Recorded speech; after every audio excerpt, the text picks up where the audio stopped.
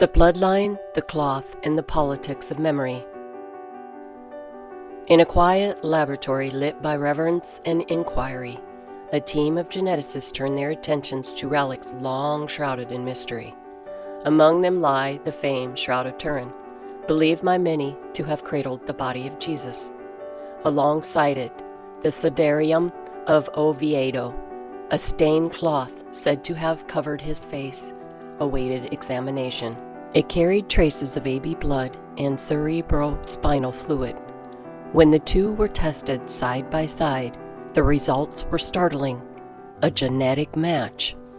Using next-generation sequencing technology, scientists extracted ancient DNA fragments from these relics, including materials attributed to John the Baptist.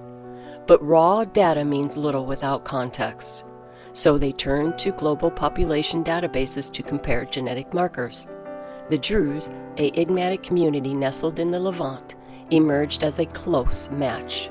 Their centuries of endogamy had shaped a distinct genetic signature, one that the scholars now believe may reflect ancient Levantine DNA. The researchers, however, exercised caution.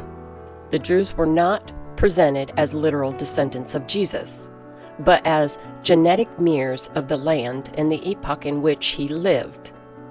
DNA became one thread in a broader tapestry that included biblical texts, historical migration patterns, and cultural traditions.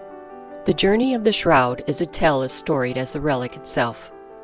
In the 14th century, its first known guardian was Geoffroi de Charny, a noble knight of Poitiers and my second cousin 20 times removed, who perished in the battle while the cloth he protected endured. His granddaughter, Marguerite de Charny, entrusted the shroud to the House of Savoy in 1453, cementing its passage through family bloodlines.